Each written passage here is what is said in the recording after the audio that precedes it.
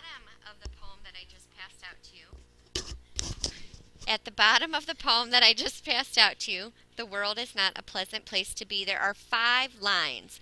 I want you to see if you can remember your 5 elements of poetry. And if not, you've got your notes there and you can use them. When we analyze a poem, we look at 5 different things to help us figure out the meaning of the poem. Sure. How about we do them kind of together right now? So, what's one of the elements that we're going to look at? Jake? Form. Now, form is exactly what it sounds like it is. Form. We look at the way that it looks. Okay? That's what the form is. Sometimes poems might have a shape. I've looked at poems that are shaped like a high-heeled shoe, and it's a poem about shoes.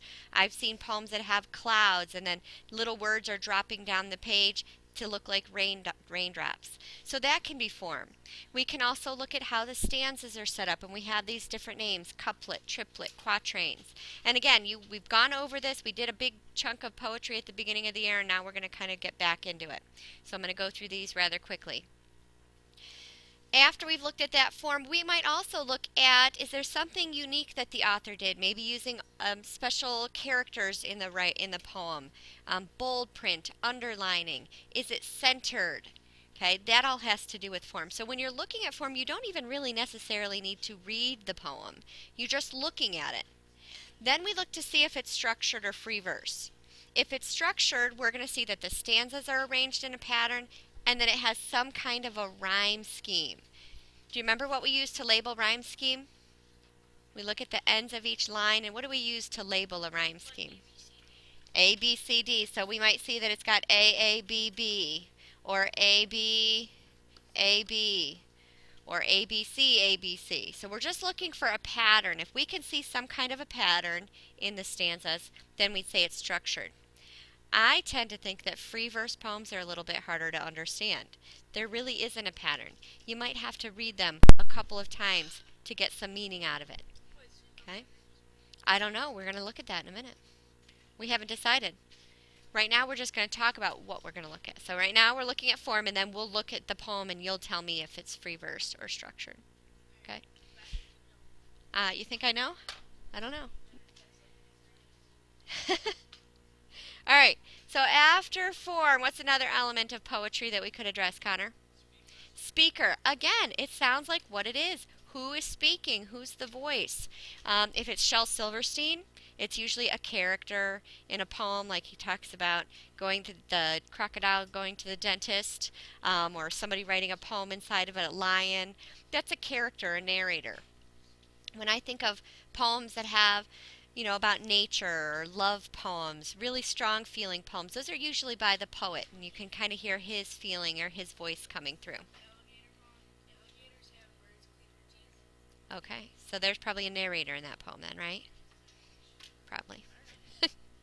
All right, so that's the speaker. And when we get to speaker, I think I had you in your notes write a big word next to speaker. What did I want you to write?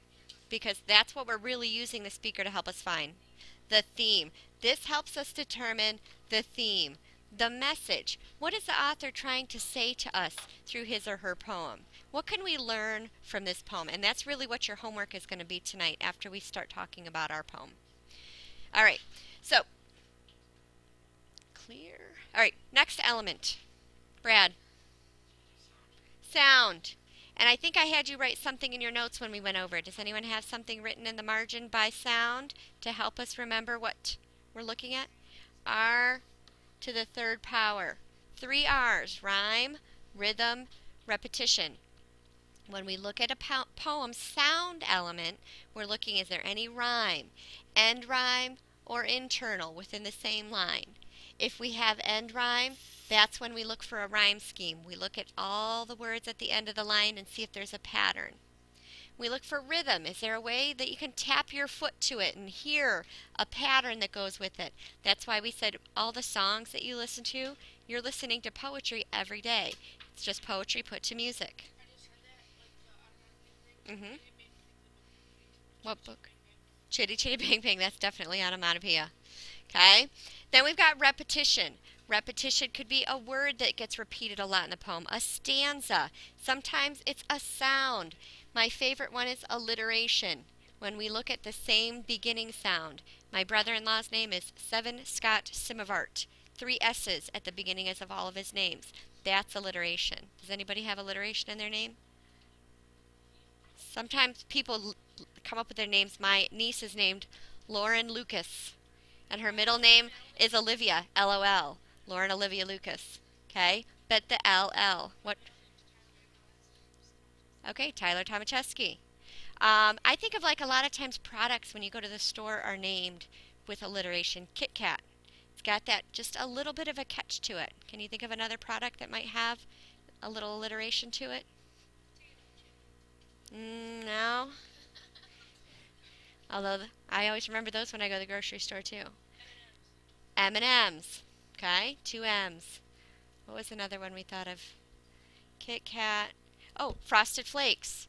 Would you rather eat Corn Flakes or Frosted Flakes? They're a little bit more fun to say, okay? And they've got a lot of sugar.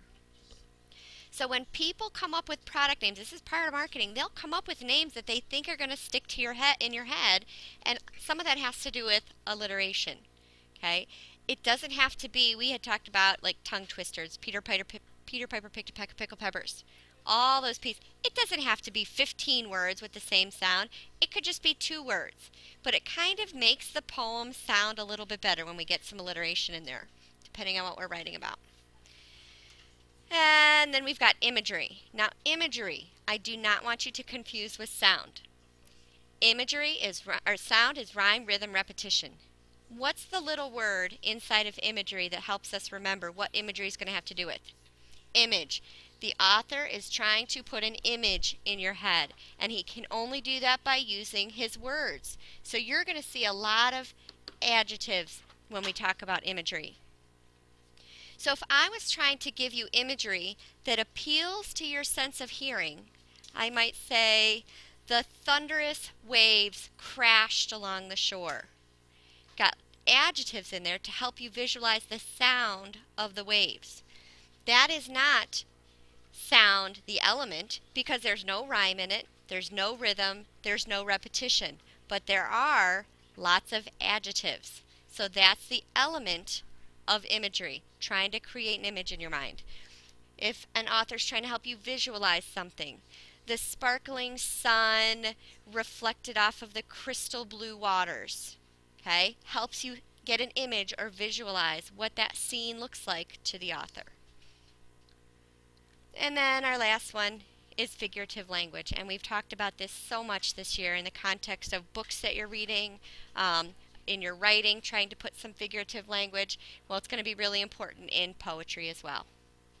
Okay, so now we're going to go through the poem that I gave you, The World is Not a Pleasant Place to Be, and analyze these 5 elements.